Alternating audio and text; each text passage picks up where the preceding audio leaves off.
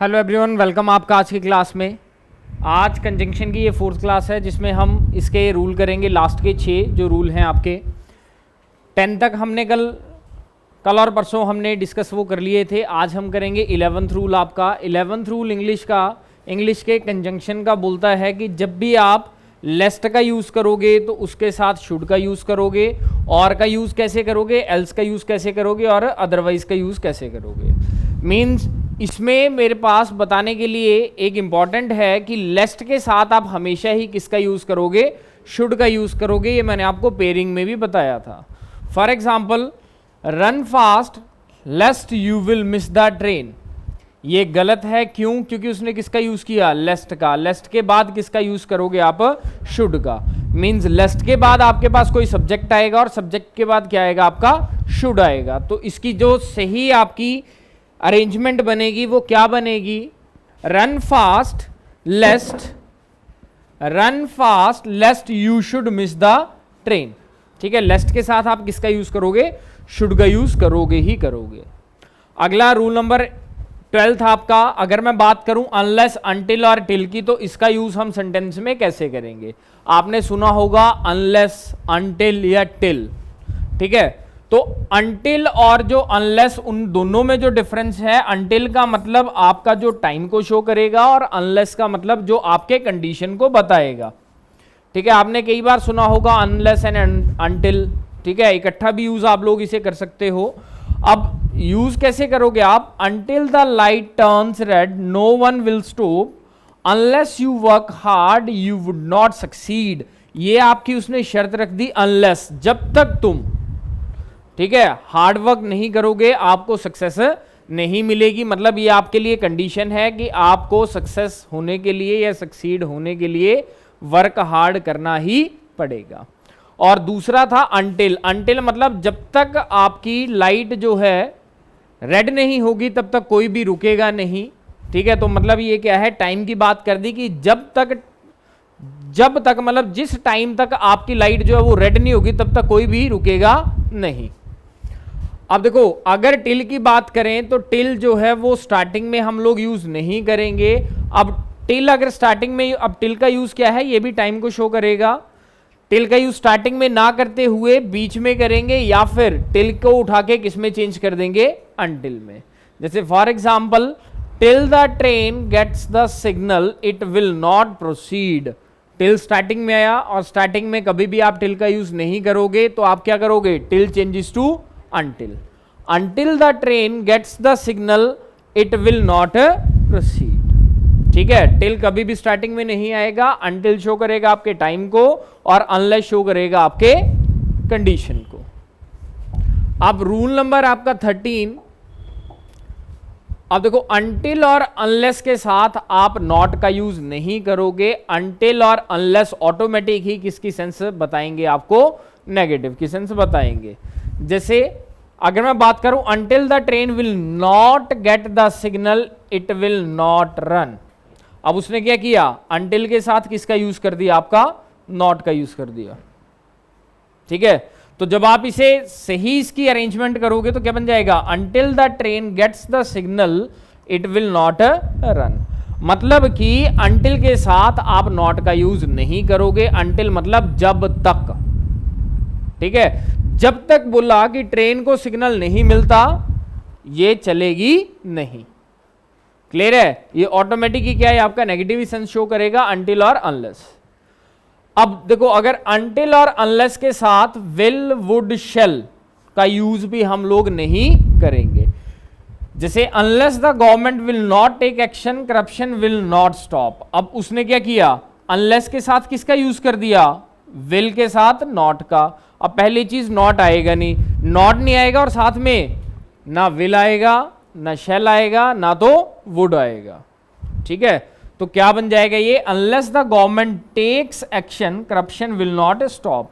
अब देखो, कोमा के बाद आपका विल आया, लेकिन कोमा के पहले आपका विल क्या है, उसने क्या किया, काट दिया। क्यों काटा, क्योंकि अनलेस के साथ आप किसका यूज, विल, शेल, वुड और नॉट का यूज नहीं करोगे।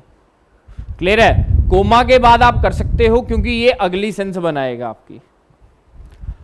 अब जैसे अब कभी कभी क्या होता है, देखो जैसे दो या दो से ज्यादा कंजंक्शन, प्रेपोजिशन, प्रोनाउन, एडजेक्टिव जो है वो एक ही टाइम पे यूज होंगे, तो इसका मतलब क्या है, वो सेम मीनिंग को बताएंगे।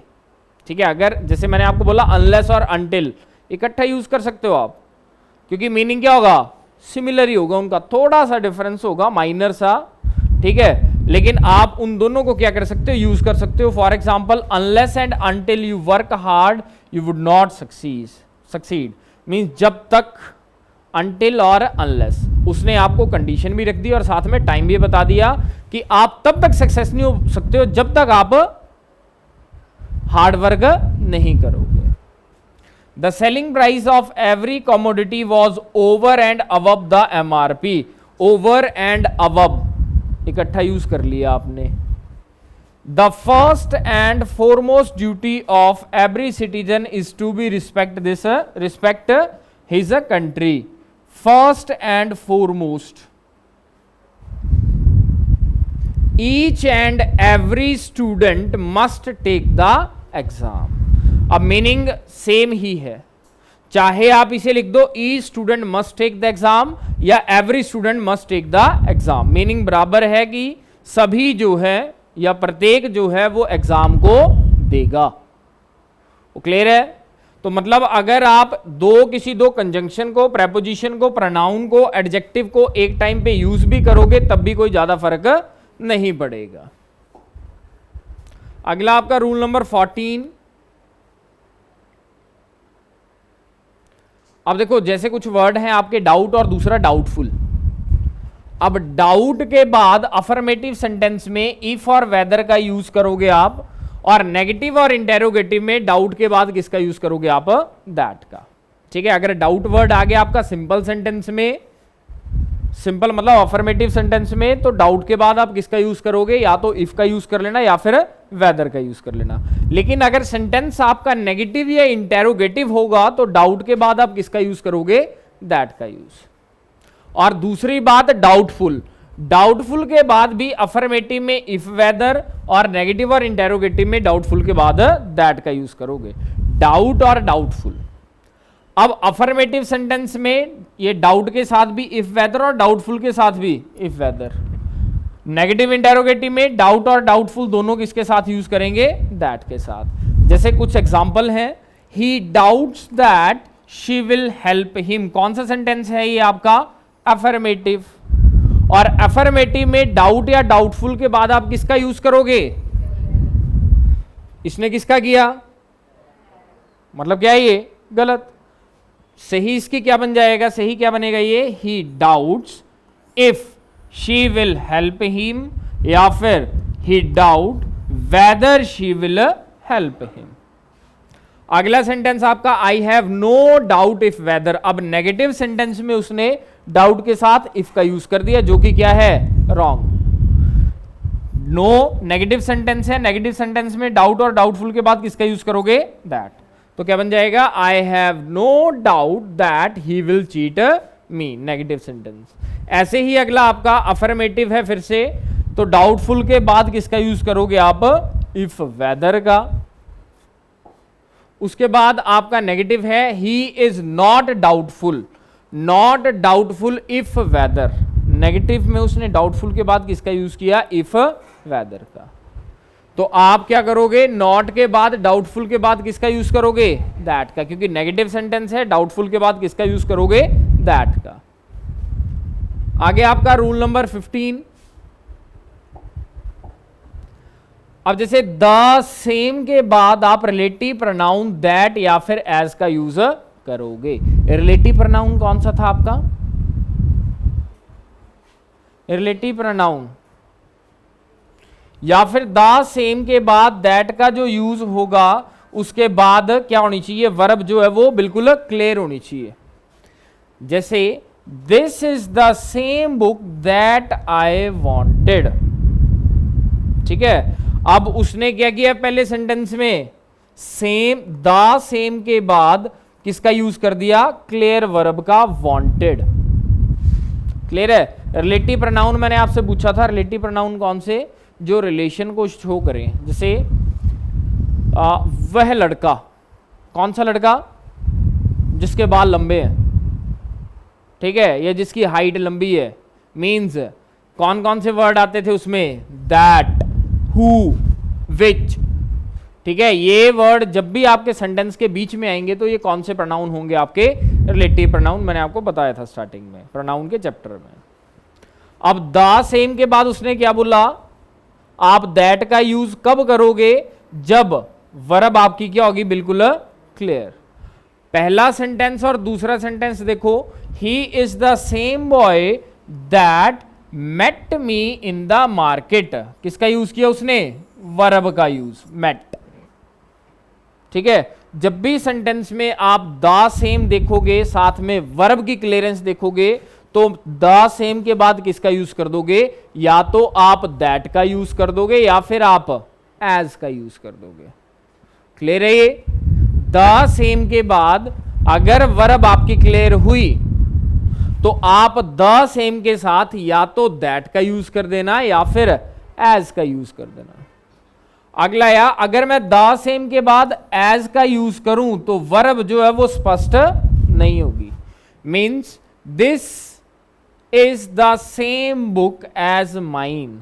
अब माइन का मतलब क्या हुआ आपका? प्रोनाउन, वर्ब आई नहीं कोई भी। तो अगर वर्ब आपकी क्लियर नहीं है तो इसका मतलब सेम के बाद आप किसका यूज? दैट का यूज नहीं करोगे या एज का यूज नहीं करोगे। क्लियर है? अब द सेम के बाद हु, विच आदि का यूज नहीं होगा, सिर्फ किसका यूज होगा? द सेम के बाद या तो दैट का या फिर एज का। अगला और लास्ट रूल आपका इस क्लास का और कंजंक्शन का कि एज और सो एज का यूज कहां करेंगे? मोस्ट इंपॉर्टेंट है ये आपका सब्जेक्ट वर्ब एग्रीमेंट में भी आएगा आपको कि एज का जो आप यूज है वो किस में करोगे? पॉजिटिव और नेगेटिव सेंटेंसेस में। मीन्स जो आपको सेंस बताएं पॉजिटिव और नेगेटिव की, उसमें आप किसका, कौन सी कंजंक्शन का यूज करोगे? एज पेयर का यूज करोगे। और सो एज पेयर का यूज सिर्फ किस में करोगे आप? नेगेटिव में। जैसे he is as intelligent as you, positive है, किसका यूज किया उसने? As. He is as intelligent as you, negative में भी किसका यूज कर सकते हो आप? एज और एज का। He is not so intelligent as you, so as. देखो सेकंड और थर्ड सेंटेंस एक जैसा है। मीन्स ये ध्यान रखना कि आप नेगेटिव में जो है वो किसका यूज करोगे? सो एज का। और सिर्फ जो आपका एज है वो किस में यूज होगा? आपका सिर्फ पॉजिटिव में। ठीक है, नेगेटिव में भी हो सकता है, लेकिन जो इसकी बेसिक अगर मैं बात करूं कि इसकी जो नीड है मेन वो है एज और एस आप पॉजिटिव में यूज करोगे, सो एज का यूज आप पॉजिटिव में नहीं करोगे।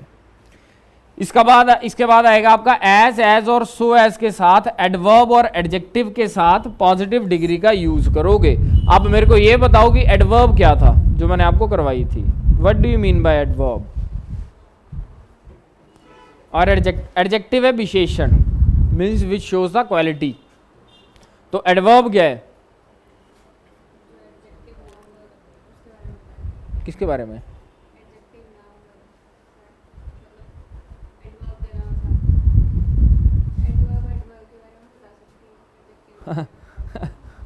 एडवर्ब के बारे में बता सकती है। मैं समझा नहीं, पर क्रिया विशेषण समझाओ। वैसे मीन्स जो आपके क्वालिटी ऑफ वर्ब को बताए वो क्या है? आपका एडवर्ब है। ठीक है, और एडजेक्टिव क्या है? क्वालिटी ऑफ नाउन और प्रोनाउन। अब एज और सो एज के साथ अगर आप एडवर्ब और एडजेक्टिव का यूज करोगे तो सिर्फ कौन से सेंटेंस में आप करोगे? पॉजिटिव डिग्री में करोगे। पॉजिटिव डिग्री का मतलब हुआ कि जिसमें आप नोट का यूज नहीं करोगे। अब तीन तरह की डिग्री थी, कौन कौन सी? Positive, comparative, superlative. पॉजिटिव का मतलब जो फर्स्ट डिग्री थी आपकी। अब जैसे he ran as faster as he could. अब फास्टर मतलब कंपैरेटिव डिग्री, कंपैरेटिव को किस में चेंज कर दो आप? पॉजिटिव में। पॉजिटिव मतलब फर्स्ट जो इसकी फॉर्म थी। अगला he is as better as you, better good की कंपैरेटिव फॉर्म है, तो इसे आप किस में लेके आओ, पॉजिटिव में, मतलब गुड में। तो क्या बन जाएगा, he is as good as you.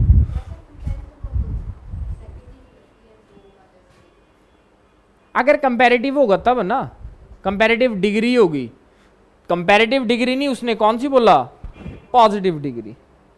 ठीक है, पॉजिटिव का मतलब फर्स्ट जो इसकी फॉर्म थी आपकी डिग्री की, जैसे गुड, बेटर, बेस्ट। बेस्ट जो है वो आपकी सुपरलेटिव है, बेटर आपकी कंपैरेटिव है, और गुड जो है वो कौन सी है आपकी, पॉजिटिव। ठीक है, या फिर ब्यूटीफुल, मोर ब्यूटीफुल और मोस्ट ब्यूटीफुल। ब्यूटीफुल आपकी पॉजिटिव, मोर ब्यूटीफुल आपकी कंपैरेटिव, और मोस्ट ब्यूटीफुल आपकी सुपरलेटिव। मींस जब आप एज का यूज करोगे किसी सेंटेंस में, तो जो आपकी डिग्री आएगी, डिग्री ऑफ कंपैरिजन आएगी, वो कौन सी आएगी, आपकी पॉजिटिव डिग्री आएगी।